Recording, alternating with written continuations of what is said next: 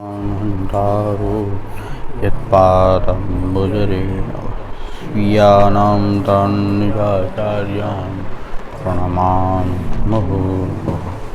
यदनुग्रहतो जन्तुः सर्वदुःखातिगो तमहं सर्वदा वन्दे श्रीमद्लवनं अज्ञानतिमिरान्धस्य ज्ञानाञ्जनशलाकया चक्षुरुन्मीलितं येन तस्मै श्रीगुरवे नमामि हृदये शेषे लीलाक्षीराप्तिशालिनं लक्ष्मीसहस्रलीलाभिः सेव्यमानं कलानिधिं चतुर्भिश्च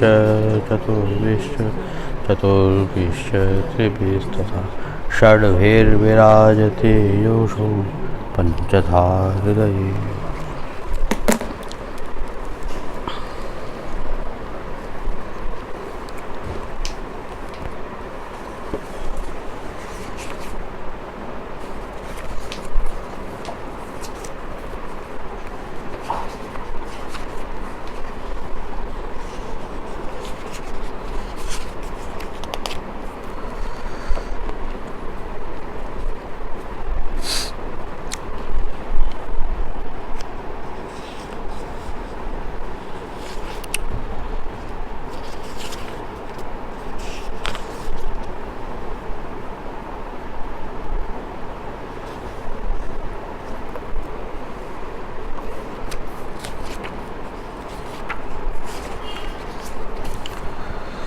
अब श्री आचार्य जी महाप्रभु के सेवक पूरनमल जयमल क्षत्रिय अम्बालय में रहते, तिनकी वार्ता को भाव गए थे। ये लीला में ललिता जी की सखी हैं, इनको नाम चित्रलेखा है।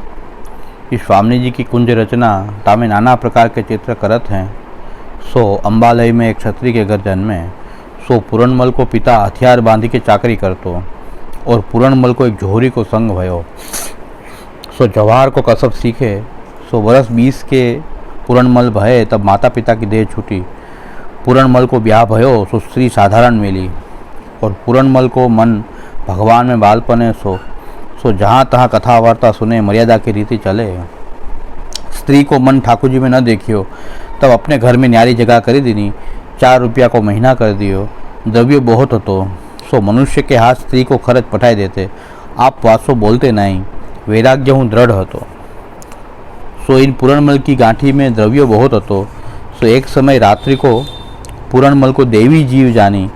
श्री गोवर्धनधर स्वप्न में कहे कि जो ब्रज में गोवर्धन पर्वत है ता हम प्रकट भये हैं।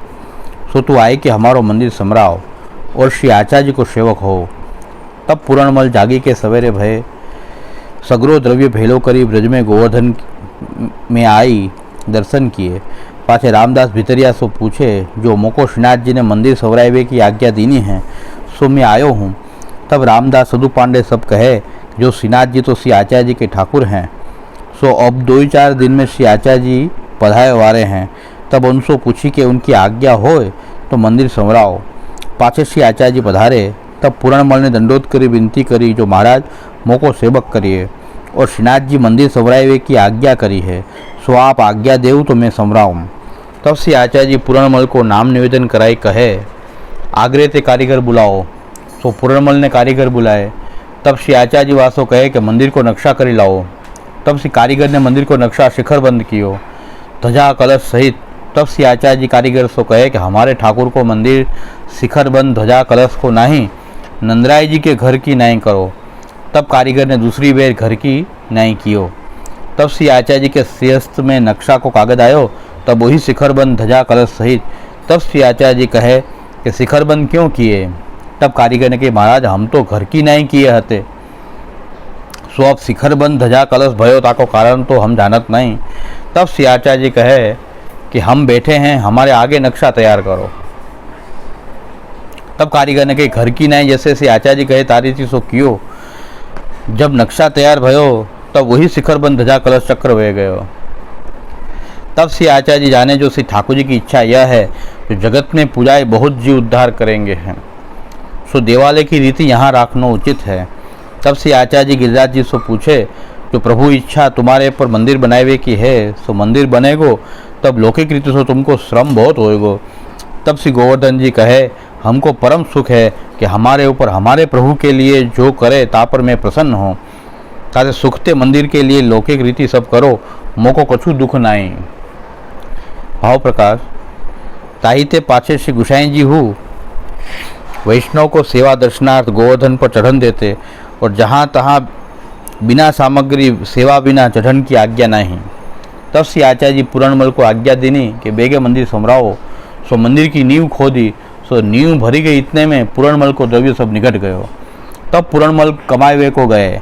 सो द्रव्य घट्यो ताको अभिप्राय यह है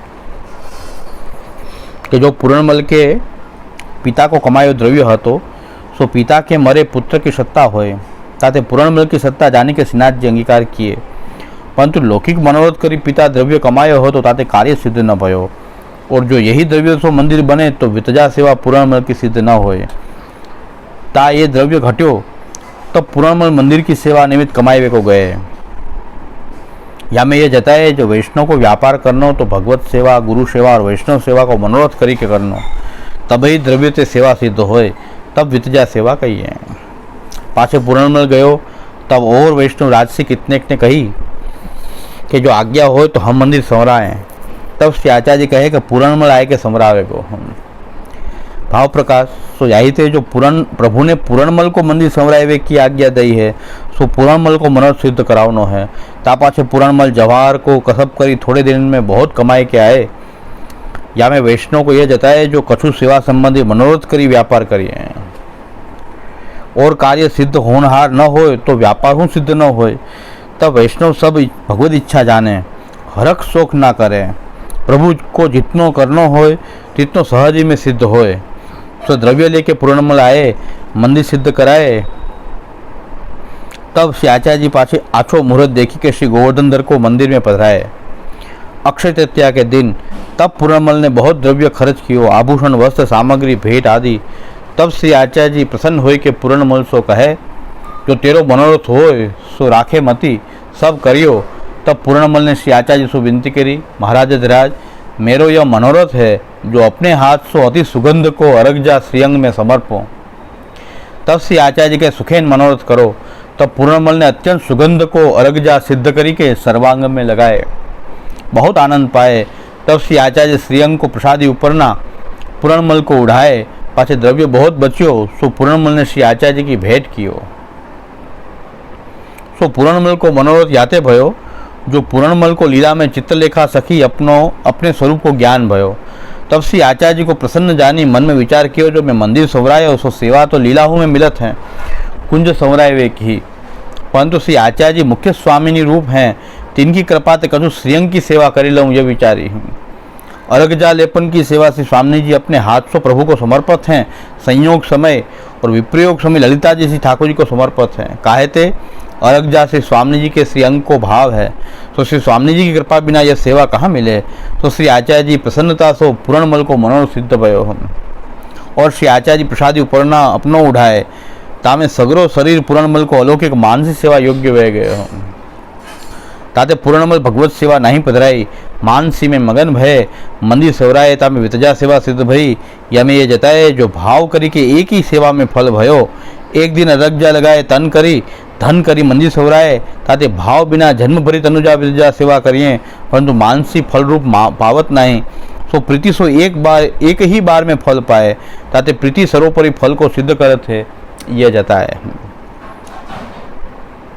पाछे बरस के वर्ष श्री गुसाई जी पुराणमल को प्रसादी दगला पठावते।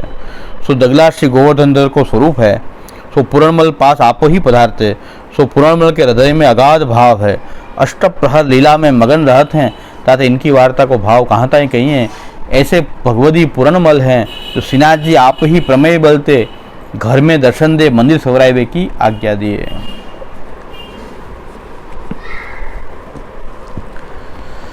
બહુ મહત્વની વાર્તા છે કે શ્રીનાથજીનું મંદિર કેવી રીતે સિદ્ધ થયું, કેવી રીતે શ્રી મહાપ્રભુજીએ પાઠ બેસાડ્યા, અને આ મંદિર એવા તો સિદ્ધાંત છે કે કોઈ સિદ્ધાંતનો અપવાદ છે। પુષ્ટિમાર્ગનો સિદ્ધાંત ઘણા એમ કહે છે કે મંદિર જ્યારે સિદ્ધ થયું ત્યાંથી જ પુષ્ટિમાર્ગમાં મંદિરનો સિદ્ધાંત અપનાવી લેવામાં આવ્યો। તો મંદિર સિદ્ધાંત છે કે સિદ્ધાંતનો કોઈ અપવાદ છે? અને આખી વાર્તામાં પૂરણમલને શ્રી ઠાકોરજીએ પહેલાં આજ્ઞા કરી, જે બ્રહ્મ સંબંધ પણ નથી, હજી પુષ્ટિમાર્ગમાં આવ્યા નથી, ત્યાં જ પ્રભુએ આજ્ઞા કરી કે આ રીતે મારું મંદિર બનાવો. તો આની અંદર પ્રભુનું સ્વરૂપ પણ એવું પ્રકટ થાય છે કે કરતુમ અકર્તુમ અન્યથા કરતું, આ બધું સામર્થ્ય પ્રભુમાં તો છે. અને મહાપ્રભુજી પણ કેવી મર્યાદા રાખી કે બીજા ઘણા બધા વૈષ્ણવ એમ કીધું અમે બધા મંદિર બનાવીએ, મહાપ્રભુજી કહીને એકને જ આજ્ઞા, ભગવદ આજ્ઞા જેને છે એટલા પૂરતું, આ પ્રકારને વધારવો નથી. પણ એક વચનામૃત પણ આમાં મહાપ્રભુજીનું છે કે દેવાલય કી રીતિ યહાં રાખની ઉચિત છે. દેવાલયની રીતિ એટલી જ સીમિત રાખી કે પ્રભુની આજ્ઞા થઈ અને એ જગ્યાએ શ્રી મહાપ્રભુજીએ મંદિર સિદ્ધ કરાયું. એ પણ ઠાકોરજીની ઈચ્છા છે. એટલે આ પ્રકારને આગળ વધારવાનો નથી, ક્યાંય પણ બીજે આને લઈ જવાનો નથી કે આના આધારે તમે બીજી હવેલી ખોલો ને એને તમે મંદિર કહી દો. અને શ્રીનાથજીનો મંદિરનો પ્રકાર છે તો બીજી જગ્યાએ પણ આ પ્રકાર ચાલુ થઈ જાય. આ શ્રીનાથજીનો પ્રકાર ન સમજ્યા કે ભાઈ અપવાદ હતો, એ ન સમજાણું, એના કારણે આપણે એનો જાણી જોઈને દુરુપયોગ કર્યો. કોઈ અજાણતા નથી થયું, જાણી જોઈને શ્રીનાથજીનું મોડલ આગળ કરી અને કમાવાનો રસ્તો આપણે શોધી લીધો કે આ રીતે મંદિરમાં વૈષ્ણવ ઠાકોરજીના નામે જે છે એ પૈસા લઈ શકાય. એને વિતજા સેવા કહેવાય. અહીં પણ વિતજા સેવાનો ઉલ્લેખ છે, પણ કયા અર્થમાં વિતજા સેવાનો ઉલ્લેખ છે? એક તો આ ઘરની વિતજા સેવા, ઘરની જે સેવા છે એમાં બે ભાટની સેવા અલગ અલગ નથી હોતી, તનુજા અને વિતજા. પણ જ્યાં દેવાલય છે, મંદિર છે, ત્યાં પૂજાર્થ દ્રવ્ય આપવામાં આવે, એ અર્થમાં વિતજા સેવા કીધી છે કે દેવાલયમાં છૂટ છે. જે મર્યાદા માર્ગીય જે દેવાલયનો પ્રકાર, જે બધા મંદિરોનો જે પ્રકાર હોય છે મર્યાદા માર્ગમાં, ત્યાં કોઈ પણ પૂજા માટે, વિગ્રહ દેવ માટે અને દેવના પૂજારી માટે, ત્રણેય માટે દ્રવ્ય આપી શકાય છે. દેવાલયની અંદર દ્રવ્ય ત્રણ પ્રકારથી અપાય છે. એક ભગવાનને માટે જ વપરાય એવા આભરણ વગેરે ધરાવવામાં, પછી જમીન વગેરે દાન કરી દેવામાં, પ્રભુને વિગ્રહને સાક્ષાત ભગવાનને દાન કરવામાં આવે કે આ જમીનો, કોઈ મિલકત જમીન, કારણ કે દેવાલયના અંડરમાં ખેતીની જમીનો ખૂબ હોય છે, બગીચાઓ હોય છે, એ દાનમાં પણ આવેલું હોય છે કે મંદિરના કાયમી નિભાવ માટે અમે મંદિરને દાન કરીએ છીએ. તો એ દેવની માલિકી થઈ ગઈ એમાં. તો એ પ્રકારથી એક દ્રવ્ય આપવામાં આવે. બીજું દ્રવ્ય જે છે એ ખાલી પૂજન અર્ચન કરવા માટે, પૂજાની સામગ્રી વગેરે પધરાવીને એનું દેવનું ત્યાં પૂજન કરવામાં આવે, એ માટે પણ દ્રવ્ય ત્યાં આપી શકાય. અને ત્રીજું દ્રવ્ય પણ ભગવાનને જ ધરવામાં આવે, પણ એનો સંકલ્પ એવો હોય કે જે પૂજારી છે એમને પ્રાપ્ત થાય. તો ભગવાન પાસે ધરી, દેવ મૂર્તિ સામે ધરી અને પછી પૂજારીને આપવામાં આવે. આપણે જતીપુરામાં ને યમુનાજીનું ગિરિરાજ, અહીંયા મથુરામાં ગોકુલમાં યમુનાજીનું પૂજન કરીએ, ગિરિરાજજીનું પૂજન કરીએ, પછી ગિરિરાજજીને ભેટ કરીએ. તો એ ગિરિરાજજીની ભેટ પાછા જે ધરી અને પાછા એ પંડા કે જે પૂજારી કે જે હોય, એટલે પ્રભુની સામે જ ધરાય પણ એને આપવામાં આવે. તો એ રીતે આપણે પણ દ્રવ્ય આપતા હોય છે અને પૂજા માટે સામગ્રી પણ લઈ જઈએ છીએ, એની પૂજા કરીએ અને પછી પ્રસાદ રૂપે આપણે પાછી લઈ શકીએ. જે પૂજનાર્થ જે દ્રવ્ય આપ્યું કે સામગ્રી જે પૂજા માટે જે વાપરવામાં આવે એનો પ્રસાદ દેવાલયમાં પણ લેવાય છે. એટલે જગન્નાથજીનો પ્રસાદ આપણે લઈએ જ છીએ. અને અન્ય કૃષ્ણ મંદિરો જે છે, જગન્નાથે, વિઠ્ઠલે, શ્રીરંગે, વેંકટે તથા યત્ર પૂજા પ્રવાહસ્યાત તત તિષ્ઠે તત્પરઃ, પાંડુરંગ વિઠ્ઠલનાથજી, શ્રીરંગજી, તિરુપતિ બાલાજી, આટલા નામ તો એ મહાપ્રભુજી ઘણા આવે છે. અને એ પ્રકારનું બીજા પણ દેવાલય કે જ્યાં આ પૂજા પ્રકાર ચાલતો હોય. આપણે ગુજરાતમાં જઈએ તો દ્વારકાધીશ, બેટ દ્વારકા, ડાકોર રણછોડજી, માધવપુરમાં માધવરાયજી, જુનાગઢમાં શ્રી દામોદરજી, બલદેવજી, અહીં જુનાગઢની અંદર પણ આ બધા દેવાલય છે અને ત્યાં કૃષ્ણની પૂજા અર્ચના થાય છે.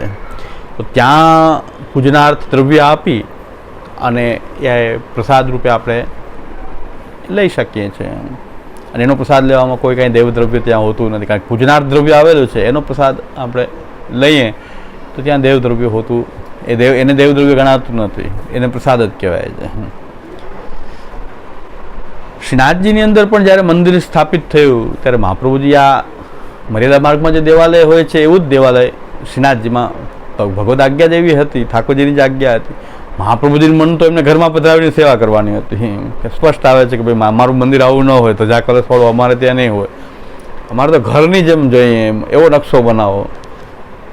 તો મહાપ્રભુજીનું 3 વાર, ત્રીજી વાર મહાપ્રભુજીને થયું હવે ઠાકોરજીની આજ્ઞા છે એટલે હવે આ દેવાલયની રીત અહીં રાખવી જોઈએ. પણ એક અપવાદના રૂપમાં થઈ, કારણ કે સિદ્ધાંત તો મહાપ્રભુજીને જ કે મારા ઘરની જેમ બનાવો અને ઘરમાં ઠાકોરજીને પધરાવી. મંદિર એવું બનવું જોઈએ કે જે ઘરની જેમ હોય. મહાપ્રભુજીએ સૌથી પહેલાં તો એક નાનું એવું મંદિર બનાવી અને રામદાસ ચૌહાણને સેવા સોંપેલી જ હતી. એક નાના એવા મંદિરમાં એક ખાલી નાનું એવું મંદિર ગિરિરાજજી ઉપર કરી અને રામદાસ ચૌહાણને મહાપ્રભુજીએ શ્રીનાથજીની સેવા સોંપી દીધી હતી અને રામદાસ ચૌહાણ એમની સેવા કરતા હતા. એ રામદાસ ચૌહાણ લીલામાં પહોંચ્યા પછી પૂર્ણમલને આજ્ઞા થઈને પછી આ મોટું મંદિર સિદ્ધ થયું. પેલા એક નાનું એવું મંદિર સિદ્ધ કરાવીને એમાં ટેમ્પરરી તો સેવા ચાલતી હતી, તો જેમાં રામદાસ ચૌહાણ સેવા કરતા હતા, શ્રી મહાપ્રભુજીના સેવક. અને જે કાંઈ વ્રજવાસી આપે દૂધ દહીં આદિ એ ભોગ ધરી દેતા અને એમાંથી એ નિર્વાહ કરતા. ભોગ ધરીને પૂજનાથ દ્રવ્ય આવી શકે ત્યારે પર્વતના દેવતા રૂપે શ્રીનાથજી ત્યાં બિરાજતા હતા. તો આખો આ પ્રકાર આપણે સમજીએ તો આપણને સમજાય એમ છે કે એક અપવાદ કેવો હોય, કોઈ પણ નિયમ હોય અપવાદ હોય જ. અપવાદ વિના નિયમ ન હોય, પણ નિયમને સિદ્ધાંત ન બનાવી શકાય. જે અપવાદિક હોય એને આપણે નિયમ કે ઉત્સર્ગ રૂપે એને બધી જગ્યાએ એને ચલાવવા માંડીએ તો એ મૂર્ખતા કહેવાય. કે ભાઈ અપવાદ અમુક પરિસ્થિતિઓમાં જે લેવામાં આવતું હોય છે કે ભાઈ અપવાદ પણ હોય કે ત્યાં નિયમનું બંધન ન હોય.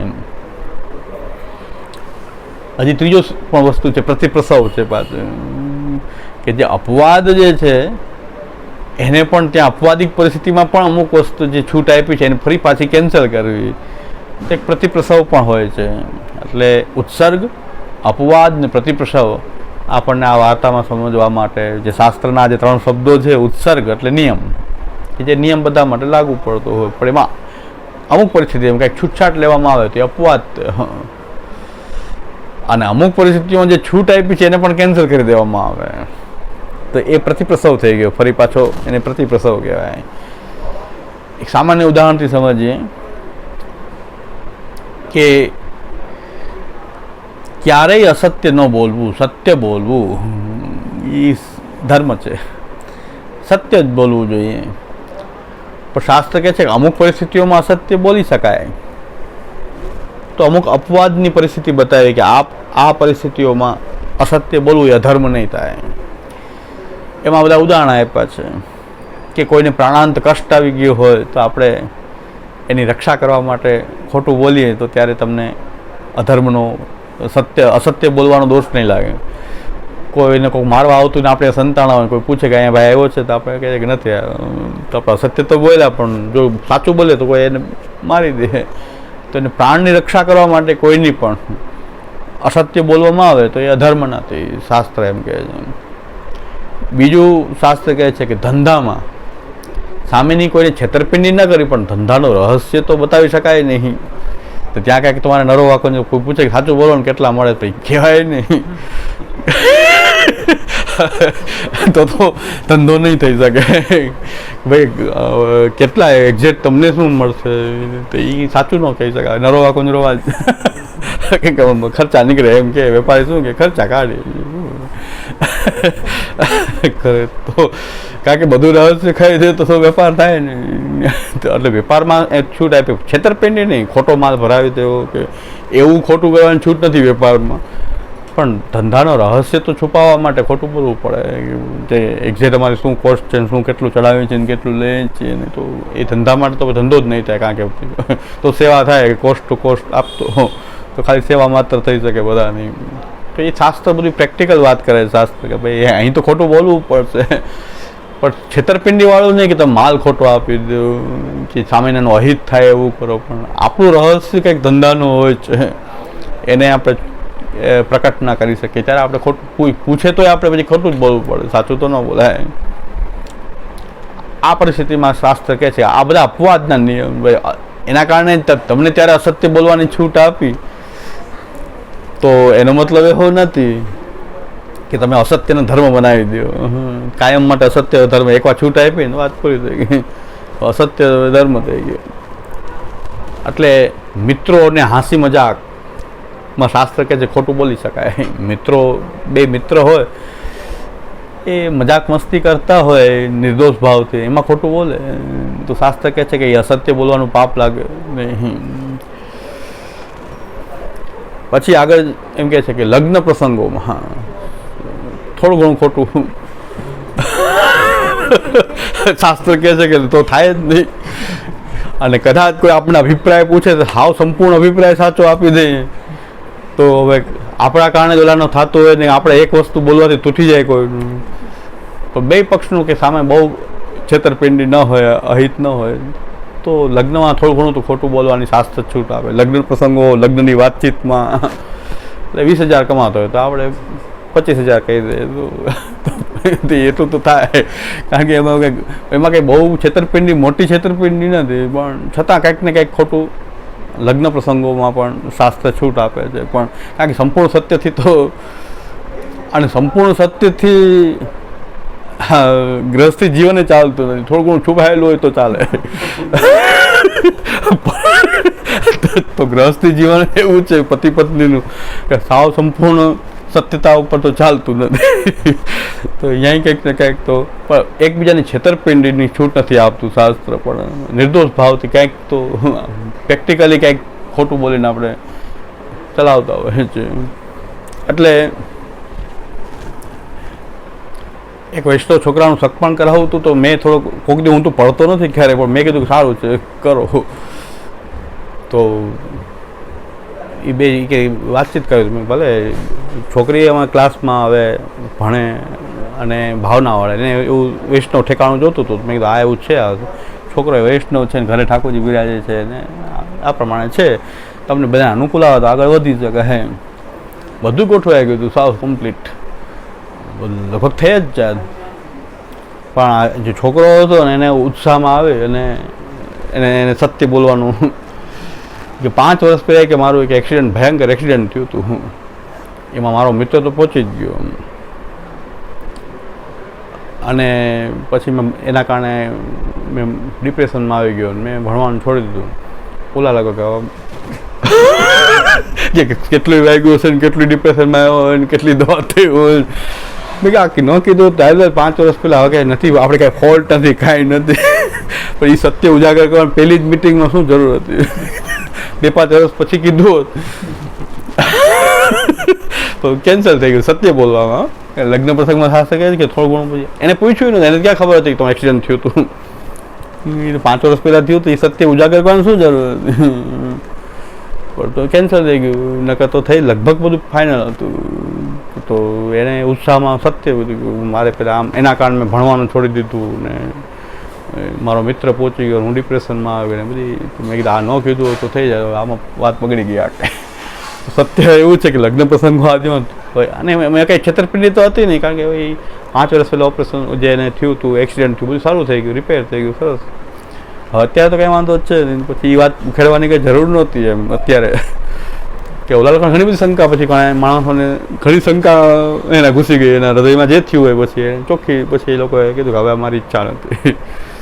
તો થઈ શકે હવે, એટલે કે શાસ્ત્ર બધું પ્રેક્ટિકલ શાસ્ત્ર કહે છે કે ભાઈ એમાં કે લગ્ન પ્રસંગોમાં મજાક મસ્તીમાં પ્રાણાંત કષ્ટ હોય ત્યારે આવી પરિસ્થિતિઓમાં શાસ્ત્ર કહે છે કે અસત્ય એ અધર્મ નથી, એ અધર્મ ના કહેવાય.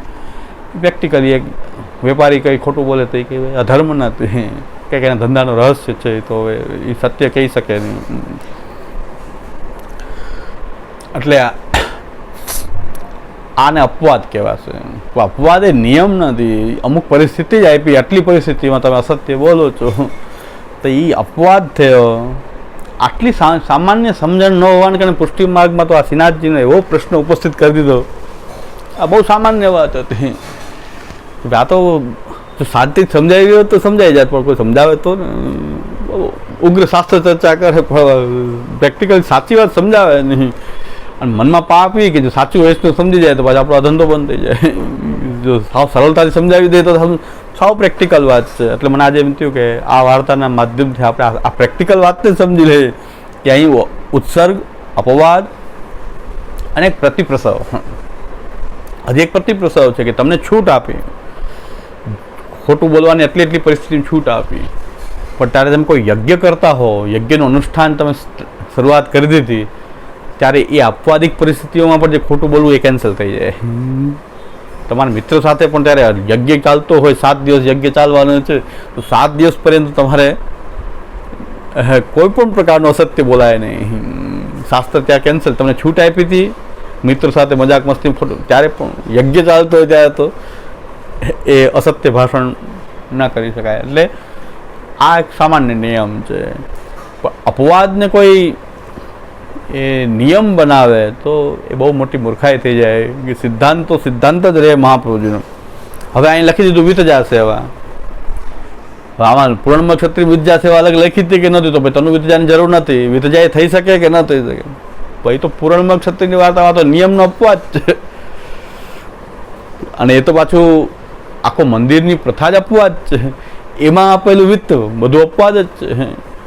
એ ઘરની સેવાનો નિયમ તો નહોતી. અહીં જે કાંઈ નિયમ બતાવ્યો છે વિતજા સેવાનો, એ ઘરની સેવાનો નથી. સિદ્ધાંત તો ઘરની સેવા, ઘરમાં સેવા કરવાનો સિદ્ધાંત છે. પુષ્ટિ માર્ગમાં સિદ્ધાંત તો ઘરમાં જ છે. એક શ્રીનાથજીની આજ્ઞા થયો, શ્રીનાથજીની શું એ તો કરતું અકર્તું અન્યથા કરતું. ભગવાનને કરવું એ પણ કરી શકે, ન કરવાનું પણ ભગવાન કરી શકે છે, કારણ કે સામર્થ્ય છે એની અંદર. અને અન્યથા કરવાનું પણ સામર્થ્ય છે કે જે સાધન નથી એને સાધન બનાવી શકે ભગવાન. તો મહાપ્રભુજી કીધું સિદ્ધાંત તો આ જીવ માટે હોઈ શકે, ભગવાન માટે સિદ્ધાંત થોડો હોઈ શકે. કોઈ સિદ્ધાંતથી બાંધી શકાય નહીં ભગવાન, એ તો કૃપા કરીને બંધાઈ જાય છે. બાકી કોઈ સિદ્ધાંત ભગવાન ઉપર લાગુ નથી પડતો ને. સિદ્ધાંત તો શિષ્યો ઉપર લાગુ પડશે, સેવકો ઉપર લાગુ પડશે, જીવને લાગુ પડશે. એટલે અહીં વિતજા સેવાની પણ વાત આવે છે, તનુજાની વાત આવે છે, અલગ અલગ સેવા બતાવે છે. આ બધું અપવાદના રૂપમાં લઈ શકાય, આને સિદ્ધાંત ના કહેવાય. એટલે આ બધી વાર્તાથી આ વાર્તા એટલી મહત્વની એટલા માટે છે કે આપણને ખબર પડે કે સિદ્ધાંત શું ને અપવાદ શું. મહાપ્રભુજીએ વિવેક ધૈર્યાશ્રીમાં પણ આજ્ઞા કરી છે કે આપદગત્યાદિ કાર્યેષુ હઠસ્ત્યાજ્યશ્ચ સર્વથા અનાગ્રહશ્ચ સર્વત્ર ધર્માધર્માગ દર્શનમ. જ્યાં મહાપ્રભુજી એમ કહે છે કે આપત્તિ આવી ત્યારે તમે જે નિયમ હોય એ પ્રમાણે નિયમનો ત્યાગ કરી શકો. આપત્તિ જેમ કે ભૂકંપ આવ્યો તો આપણે અપરસમાનાથી બહારના કપડાં પહેર્યા છે તો એ ઠાકોરજીના મંદિરમાં લઈને પધરાવી લેવા જોઈએ એક વખત, ભલે પછી પંચામૃત કરાવવું પડે ઠાકોરજી. પણ ભૂકંપ આવ્યો ત્યારે અપરસ કરવા થોડું જવાય કે અપરસ કરશું ને પછી ઠાકોરજીને પધરાવું તો ગમે થવાનું થઈ જાય. તો આપણે ઠાકોરજીને લઈ જે સ્થિતિમાં હોય એ સ્થિતિમાં ઠાકોરજીને આપણે પધરાવી લેવા જોઈએ. આપણે આ ભૂકંપ આવે પાછું તો જીવનમાં આવા ભૂકંપ આવતા નથી વારે વારે, પણ 2001માં જે આવ્યો ત્યારે લગભગ બધાને સેવાનો સમય હતો, તો બધાને સેવાનો જ સમય હતો ને એકદમ ધ્રુજારી થવા માંડી. તો આપણને બધા કે બહાર નીકળો પણ આપણે ઠાકોરજીને લઈને નીકળવું જોઈએ. કદાચ કોઈ અપરસમાં ન હોય તો પણ ઠાકોરજી પધરાવીને જઈ શકે, કારણ કે આપદગત્યાદિ કાર્યેષુ હઠસ્ત્યાજ્યશ્ચ સર્વથા. હવે આમાં કોઈ નિયમ નથી, એ સમયમાં કોઈ નિયમ નથી. તો પછી મહાપ્રભુજી આગળ કહે છે અનાગ્રહશ્ચ સર્વત્ર. હવે તમે આપત્તિમાં જે હઠનો ત્યાગ કર્યો એટલે અમે હવે કોઈ આગ્રહ રાખશું જ નહીં, જીવનમાં કોઈ આગ્રહ જ નહીં રાખીએ. હવે અપરસ કે હવે બધું ચાલે. તો પછી મહાપ્રભુ કહે છે કે એવો દુરાગ્રહ છે, એ દુરાગ્રહનો ત્યાગ કરવો જોઈએ, એને અનાગ્રહ કહે છે મહાપ્રભુ. કે કાંઈ હઠને તમે છોડી એક વખત એટલે એને તમે કાયમ માટે એનો આગ્રહ પકડી રાખો. હવે અમે બધા જ પ્રકારના કોઈ આગ્રહ રાખશું જ નહીં, હવે અમે જેમ ચાલે બધું ચલાવશું. તો મહાપ્રભુ કહે છે ના ના, આપત્તિમાં જે તમે હઠ છોડી એને તમે પાછું નિયમના રૂપમાં પાછું આપત્તિ ન હોય એ સમયમાં પાછું એને તમે ફરી પાછું ચલાવી શકો નહીં. તો ત્યાં એવા બધા તમારા દુરાગ્રહથી મુક્ત થવું જોઈએ. અનાગ્રહ, કોઈ એવા આગ્રહથી બંધાવવું નહીં કે અમે તો હવે આમ જ કરશું, કારણ કે જે પાછું રીત હતી એ પ્રમાણે પાછું કરવું જોઈએ. ઠાકોરજી પાછા ભૂકંપની આપત્તિ દૂર થઈ જાય તો ફરીથી કદાચ આપણે અપરસમેનનો ત્યાગ થયો હોય તો પંચામૃત સ્નાન કરીને પણ ઠાકોરજી શુદ્ધ કરી શકાય. આપણે એમને ઝાંપીજીનો ટાઈમ નથી કે ઝાંપીજીને એમને પણ પધરાવી શકાય, એમને પણ પધરાવી શકાય. અમારા પૂર્વજોનું એમ કહે છે કે કૃપાશ્રીમાં જ્યારે પૂર આવ્યું અને જલ બધે ભરાવા માંડ્યું તો જે શ્રી મુરલીધરલાલજી મહારાજ, શ્રી તાજજી મહારાજ અમારા હતા, એ ભેટ બનાવીને બધા સ્વરૂપોને ભરાવી અને બાંધી અને તરીને એ બહાર નીકળ્યા. ઝાંપીજી લે તો તરે કે ઝાંપીજી લઈને કેમ પધરાવવા? તો બધા ઠાકોરજીને એક ઉપણાની મોટી એવી ભેટ બનાવી અને બધા એ ઠાકોરજી પધરાવી આખી બાંધી. હવે ઠાકોરજી પણ એ રીતે પરિશ્રમ તો થયો જ હોય, પણ એ પ્રકારથી બહાર નીકળ્યા. એટલું બધું જલ અચાનક આવ્યું. તો એમ બધા આટલા બધા ભગવત સ્વરૂપો ઠાકોરજી ઘણા બધા બિરાજતા હોય, બધા ઠાકોરજીને એકમાં ઉપરા ઉપરી જે રીતે પધરાવી શકાય એમ અને બાંધી અને તરીને નીકળ્યા બહાર. તો ત્યાં શું થાય છે કે એ આપદગત્યાદિ કાર્ય શું હઠ, ત્યાં કોઈ તમે હઠ રાખો કે ઝાંપીજીમાં જ પધરાવો છો, એક એક સ્વરૂપને પધરાવો છો, એ શક્ય નથી. હઠસ ત્યાજ્ય સર્વતા. પણ કાયમ માટે તમે ગમે ત્યારે આ રીતે ભેટ બાંધીને નીકળો કે હવે ઝાંપીજી હવે કરશું જ નહીં, હવે આ બધી પોટલી વાળીને ઠાકોરજી, તો પછી મહાપ્રભુ કે અનાગ્રહ છે સર્વત્ર ધર્માગ્ર દર્શનમ. તો આપત્તિમાં જે થયું અપવાદ થયો, હવે એને તમે સિદ્ધાંત કેમ બનાવો છો? કાયમ માટે એવું કેવી રીતે ચલાવી રહ્યા છો? જ્યારે કોઈ પરિસ્થિતિ સારી છે ત્યારે તમે આવું કેમ એ નિયમ ચલાવો છો? તો આ વાર્તામાં ખાસ તો આ છે કે અપવાદ, ઉત્સર્ગ, અપવાદ અને પ્રતિપ્રસવ, એની સમજ આપણને પ્રાપ્ત થાય. પાછું આપણે રિપીટ કરવું જોઈએ કે આપણો જે સિદ્ધાંત છે તો શ્રી મહાપ્રભુજીના 16 ગ્રંથ, નિબંધ, જે મૂળ વચન છે એનાથી જ સિદ્ધાંત નક્કી થાય. કોઈ પણ વાર્તાથી નવો કોઈ સિદ્ધાંત બનતો નથી. એ સિદ્ધાંતની વ્યાખ્યા કરી શકાય. ઉદાહરણ છે આ સિદ્ધાંત અનુસાર, જેટલું સિદ્ધાંતને અનુરૂપ હોય એ વાર્તામાં તમે એ લઈ શકો. વાર્તામાં એવું પણ હોય છે કે જે સિદ્ધાંતને અનુરૂપ નથી, તો હવે એને આપણે છોડી દેવું જોઈએ. એ વાર્તા આપણને માન્ય નથી. એ ભગવદીય પૂરતી સીમિત છે કે કોઈ મિલાવટ છે કે ઘણા બધા કારણો હોઈ શકે કે જે સિદ્ધાંતથી વિપરીત વાત છે. સિદ્ધાંત અનુકૂળ જ વાર્તામાંથી લેવું જોઈએ, કારણ કે સિદ્ધાંત તો મૂળ વચનોથી જ નક્કી થવો જોઈએ. આ વિવેક આપણા સંપ્રદાયમાં જો આવી જાય તો આ બધી વાત જે છે, કોઈ પણ પ્રકારનો પ્રશ્ન રહે નહીં, બધા પ્રશ્નો હલ થઈ જાય અને શાંતિથી આપણે મહાપ્રભુજીના મૂળ સિદ્ધાંતોનું અનુસરણ કરીને શાંતિથી ભગવત સેવા મય આપણું જીવન જીવી શકીએ. સેવા કથામય જીવન આટલું સરળ છે, પણ સરળ આપણે જેને કહેવાય પેટ ચોડીને સૂળ ઊભું કરવું. પુષ્ટિ માર્ગના બધા સિદ્ધાંતો મહાપ્રભુજી એકદમ સરળ, ઘરમાં આચરણ કરી શકાય એવા સીધા સરળ હતા. એને આપણે એટલા બધા પેટ ચોડીને સૂળ ઊભું કરવાની પદ્ધતિઓ આપણે ઊભી કરી, મેન, નંબરજાત, જ્ઞાન, બધાના નામે.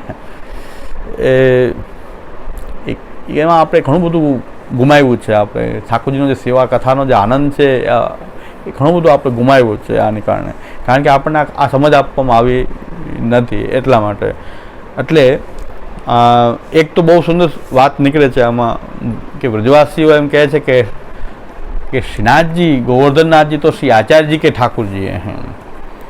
એટલે એક તો નક્કી થઈ ગયું કે આ તો શ્રી આચાર્યજીના ઠાકુરજી છે. અને જોવાની ખૂબી એ છે કે શ્રીનાથજી દેવાલયમાં મહાપ્રભુજીની ઈચ્છા નહોતી. અત્યારે તિલકાયત મહારાજથી હમણાં તો પ્રવચનમાં એમના લાલજીએ, તિલકાયત મહારાજના લાલજીએ પણ કહ્યું કે ભાઈ મહાપ્રભુજીની ઈચ્છા તો નહોતી કે દેવાલયમાં બિરાજે, ઘરમાં જ શ્રીનાથજી બિરાજે, પણ શ્રીનાથજીની કોઈ ઈચ્છા હતી. એ તો સર્વતંત્ર સ્વતંત્ર છે કે શ્રીનાથજીની ઈચ્છા પોતાની સ્વયં હતી. અને એનો પણ ઉલ્લેખ મહાપ્રભુજીના સિદ્ધાંતમાં તો છે કે આવી કોઈ ભગવદ આજ્ઞા હોય તો એનો ઉલ્લેખ તો મહાપ્રભુજી નવરત્નમાં કર્યો જ છે. બાધનમ વા હરિચય સેવા કૃતિ ગુરુરાજ્ઞા બાધનમ વા હરિચય. તો બાધનમ વા હરિચય ન્યાય ચાલે છે અહીં તો આ વાર્તામાં તો, કે ગુરુરાજ્ઞા એટલે મહાપ્રભુજીની આજ્ઞા, સેવા કૃતિ ગુરુરાજ્ઞા બાધનમ વા હરિચય. પણ ભગવાનની કંઈક આજ્ઞા હોય તો ગુરુ આજ્ઞાનો પણ બાદ થઈ શકે.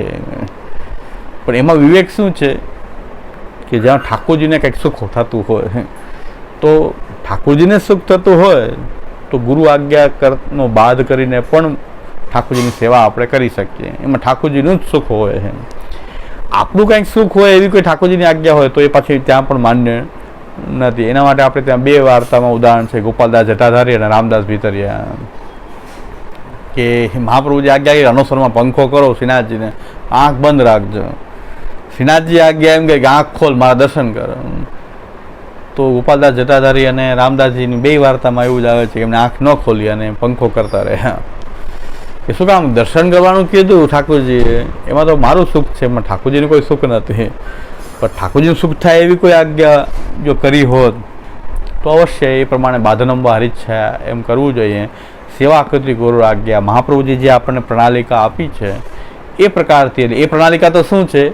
તત્સિદ્ધે તનુવિત્તજા ગ્રહે સ્થિત્વા સુધર્મતા અસમર્પિત વસ્તુ નામ તસ્માદ વર્જન માત્ર. મહાપ્રભુજીની આજ્ઞા તો સેવા કરતી ગુરુ આજ્ઞા મુખ્યત્વે આ 3 વસ્તુ છે સેવા માટે કે તત્સિદ્ધે તનુવિત્તજા કૃષ્ણ સેવા સદા કાર્ય માનસી સા પરામતા ચેતસ્તત્પ્રણમ સેવા તત્સિદ્ધે તનુવિત્તજા. અને આગળ મહાપ્રભુજી આજ્ઞા કરે છે કે ભાઈ આ સેવા જે છે ભક્તિવર્ધિનીમાં કહે છે ગ્રહે સ્થિત્વા અવ્યાવૃત્તો ભજેત કૃષ્ણમ. તો બીજ દાઢ્ય પ્રકારસ્તુ ગ્રહે સ્થિત્વા સુધર્મત અવ્યાવૃત્તો ભજેત કૃષ્ણમ પૂજે આશ્રમણાદિભિ. અને એ પાછી અસમર્પિત સેવા ન હોઈ શકે, એની માટે અસમર્પિત વસ્તુ નામ તસ્માદ વર્જન માત્રે નિવેદિભિ સમર્પ્યેવ સર્વમ કુર્યાદિતિ સ્થિતિ સેવકા નામ યથાલોકે વ્યવહાર પ્રસિદ્ધતે. તો આ સેવા વિશેની આ સિદ્ધાંત તો આ જ છે. ગુરુ આજ્ઞા તો આ જ પ્રકારની છે. આ ગુરુ આજ્ઞા છે, મૂળભૂત ગુરુની આજ્ઞા તો આ છે. પણ હવે પ્રભુ આનાથી કંઈક આજ્ઞા અલગ કરે, કોઈ પરિસ્થિતિમાં કોઈ આજ્ઞા અલગ પ્રકારની કરે, એમ જેમાં ઠાકોરજીનું કંઈક સુખ હોય તો આ ગુરુ આજ્ઞામાં પણ કંઈક તમે ચેન્જ કરી શકો. પ્રભુની આજ્ઞા જો હોય એમાં પ્રભુનું સુખ હોય તો, પ્રભુની પણ એવી આજ્ઞા હોય કે જેમાં આપણું સુખ હોય તો આપણે ગુરુ આજ્ઞા જે મહાપ્રભુજીની આજ્ઞા છે એ પ્રમાણે જ ચાલવું જોઈએ. આપણું કલ્યાણ તો એ ગુરુના ચરણ પૂજવાથી કલ્યાણ નથી થતું ક્યારેય. ખાલી ચરણ પૂજા કરો એનાથી કલ્યાણ નહીં થાય. હા, ગુરુને ભગવાન સાક્ષાત ભગવાન ગુરુ સાક્ષાત પરબ્રહ્મ એમ કરીને ગુરુને ભગવાન માની એના કે આ જ અમારા ભગવાન એમ માનો તો પણ ઉદ્ધાર ન થાય.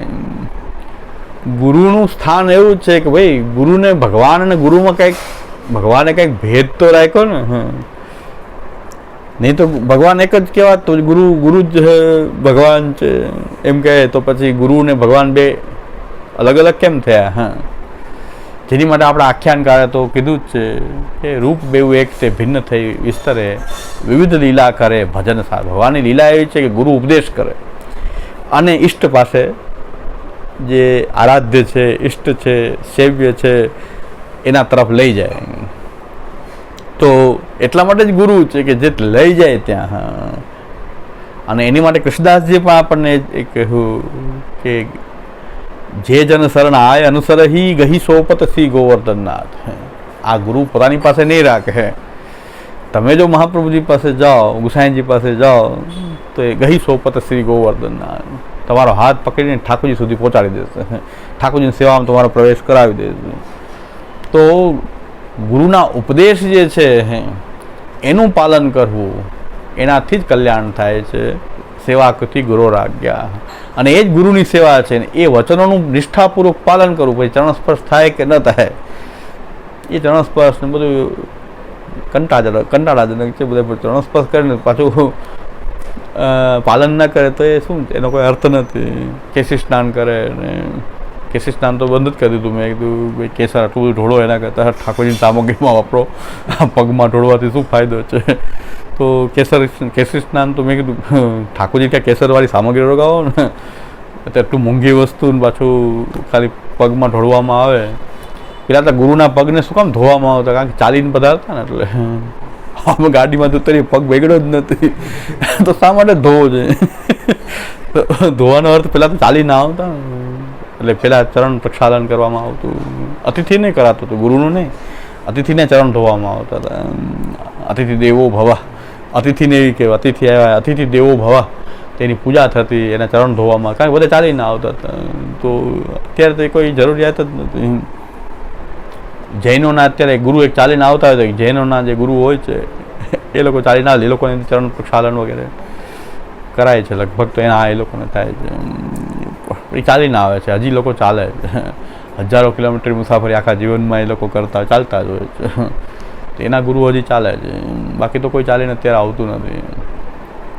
પણ આ બધા ઉપચાર છે, ગુરુ માટે આદર પ્રકટ કરવાના ઉપચાર છે, એમાં કંઈ ના નથી. પૂજા છે ગુરુની, એમાંય ના નથી. પણ મુખ્ય વસ્તુ જો ભૂલાઈ જાય તો આ બધું ઢોંગ થઈ જાય. એ ગુરુના ઉપદેશોનું નિષ્ઠાપૂર્વક પાલન. ઘણા મર્યાદા માર્ગના આપણે ભક્તો જોઈએ છીએ અને ગુરુ આજ્ઞાનું એવું પાલન કર્યું. આજ્ઞા જ સર્વોપરી છે. એટલે કે મહાપ્રભુજી જે આપણને આજ્ઞા કરી કૃષ્ણ સેવા સદા કાર્ય, બસ મહાપ્રભુજીની સેવા આવી ગઈ. તમે કૃષ્ણ સેવાને જીવનમાં મુખ્ય માનો. આપણા ઘરમાં બિરાજતા ઠાકોરજીની સેવાને જીવનમાં જો મુખ્ય માનો તો મહાપ્રભુજી મારી સેવા આવી ગઈ. કારણ કે ગુરુના વચનોનું પાલન કરવું એ સેવા છે. કારણ ગુરુની પ્રસંગ, જેને સામેના વ્યક્તિને પ્રસન્ન કરો એ સેવા.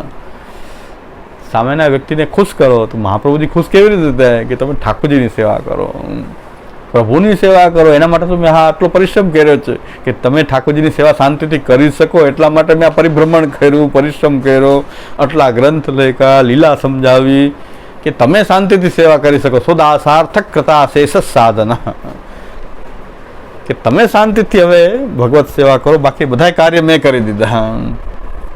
તમને લીલામાં કોઈ સંશય ન થાય. અને લીલાએ સમજાવી દીધી પ્રભુની શું લીલા છે, અસંભાવના, વિપરીત ભાવના કંઈ પણ ન થાય. બ્રહ્મ શું છે, પરમાત્મા, ભગવાન, કૃષ્ણ, સેવ્ય સ્વરૂપ, આ બધી વસ્તુ મહાપ્રભુજી કે મેં સમજાવી દીધી કે તમને કોઈ જગ્યાએ કોઈ સંશય ન રહે. અને વાત કેવી રીતે સમજાવી? 4 ગણને ગાડીને, શાસ્ત્રોની વાતને 4 ગણનીમાં ગાડીને, વેદાહાસી કૃષ્ણ વાક્યાની વ્યાસસૂત્રાની ચૈવહી સમાધિ ભાષા વ્યાસસ્ય પ્રમાણમ તત્ચતુષ્ટયમ.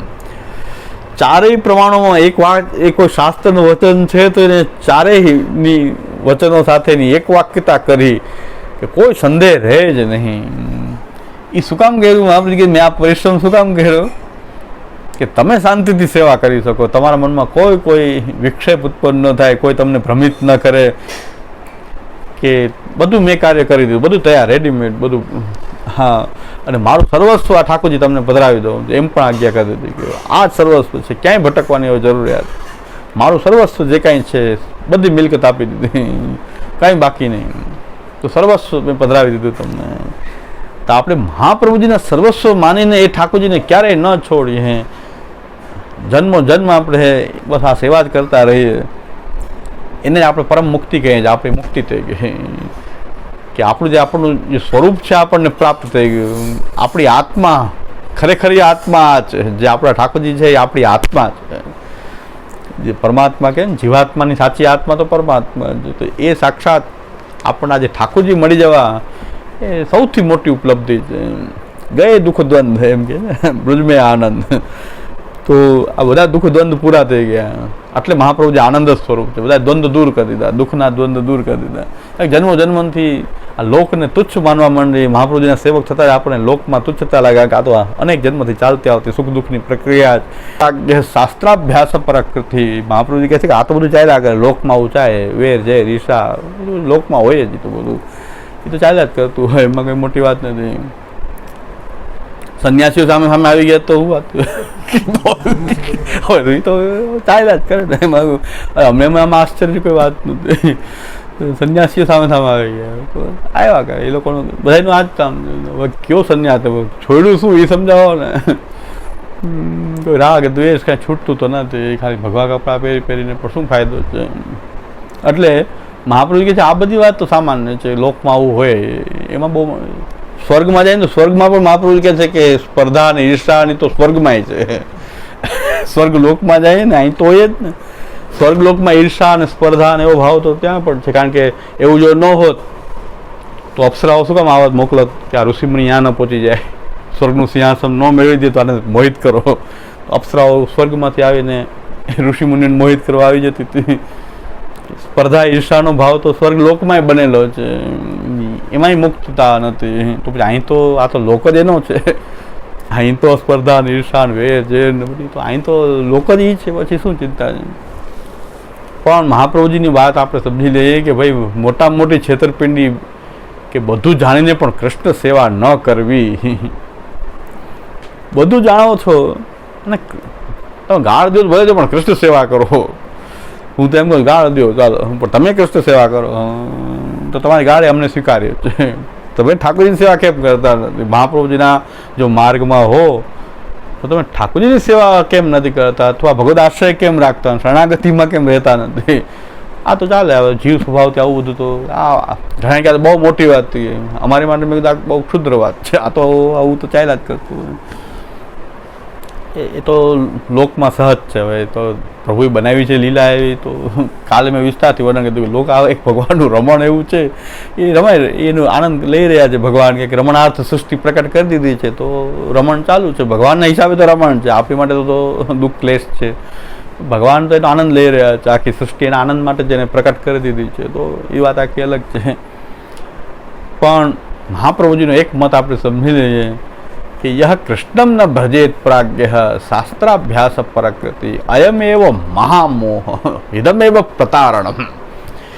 આ મોટી મોટી છેતરપિંડી તો આ છે કે કૃષ્ણ સેવા ન કરવી, બધું જાણીને પણ શાસ્ત્રાભ્યાસ કરીને પણ ઠાકોરજીની સેવા ન કરવી, કૃષ્ણ સેવામાં બીજાને પ્રેરણા ન આપવી, આ મોટા મોટી છેતરપિંડી છે. મહાપ્રભુજી કહે કે પુષ્ટિ માર્ગમાં આવ્યો હોય તેને ઠાકોરજીની સેવા પોતે કરવી અને બીજાને પણ એ જ કહેવું કે બધું હોય પણ આ કરો, ઠાકોરજીની સેવા કરો, ઠાકોરજીને ઘરમાં પધરાવો, આનંદ તમારાથી જેવી બને એ પણ સેવા પરાયણ થઈને રહો, એમાં જ આપણું કલ્યાણ છે. આ બધા દોષો પણ નહીં, કંઈ વાંધો નથી આવતો. જીવનમાં લૌકિક જીવનમાં ચાલતા હોય તો ચાલ્યા કરે, પણ જો સેવા કરવા માંડશું આપણે તો તત સંસાર દુઃખસ્ય નિવૃત્તિ બ્રહ્મબોધ. અને સેવા શ્રી મહાપ્રભુજીની ગુરુ આજ્ઞા તો આ છે કે સેવા કરો. મહાપ્રભુજીના ચરણ નહીં પકડો, પૂજા નહીં કરો, ચરણ સેવા નહીં કરો તો ચાલશે, કારણ કે મહાપ્રભુજી કહે છે મને એમાં વાંધો નથી, પણ ઠાકોરજીની સેવા કરશો તો માની લઈશ કે સેવા મારી થઈ ગઈ. આવા આપણા ગુરુનો ઉપદેશ, આ ગુરુ આજ્ઞા છે. હવે બાધનમ બારી જ છે, ભગવાન આને પણ બાદ કરી શકે, કંઈક કંઈક મહાપ્રભુજીની આજ્ઞા કંઈક હોય તો ઠાકોરજી કંઈક બીજી આજ્ઞા કરીને બાદ પણ કરી શકે. જેમ કે વાર્તા પ્રસંગમાં આવે છે કે ગોવિંદ દુબે જે છે એ રાજલીલાના અધિકારી છે, અને રાજલીલામાં એમનું મન છે. પુષ્ટિમાર્ગમાં રાજલીલામાં મન રાખવું કે પુષ્ટિમાર્ગ નથી એમ ન કહી શકાય, કૃષ્ણમાં મન છે, એમની રાજલીલામાં એમનું આસક્તિ વધારે. મહાપ્રભુજી ભાગવતની કથા કહી રહ્યા છે તો ગોવિંદ દુબે સામે બેઠા છે સાંભળવા માટે, પણ ઠાકોરજીને એના ગોવિંદ દુબે પર એવો ભાવ છે કે અમારો રાજલીલાનો જીવ છે અને મહાપ્રભુજીની કથા સાંભળીને આ વ્રજલીલામાં આસક્ત થઈ જશે. આને તો રાજલીલામાં રાખવો છે આપણે, અને કદાચ મહાપ્રભુજીની કથા સાંભળીને કદાચ એ વ્રજલીલામાં આસક્ત થઈ જાય તો મારે જેની સાથે રમણ કરવું છે, રાજલીલામાં રાખી એની સાથે જે લીલા કરવી છે, તો એ પાસે વ્રજલીલામાં આસક્ત થઈ જશે. તો દ્વારકાધીશ સામે પધારીને એની સાથે વાત કરવા માંડ્યા. એ રાજલીલાના જીવ દ્વારકાધીશ પધારે પછી મહાપ્રભુજીની કથામાંથી એનું મને હટી અને દ્વારકાધીશ સાક્ષાત પધારીને એની સાથે વાત કરે છે. મહાપ્રભુજી જોઈ ગયા કે આનું ચિત્ત આ કથામાં તો છે નહીં, દ્વારકાધીશ સાથે વાત કરી દીધી. મહાપ્રભુજીએ પોથી બંધ કરી દીધી.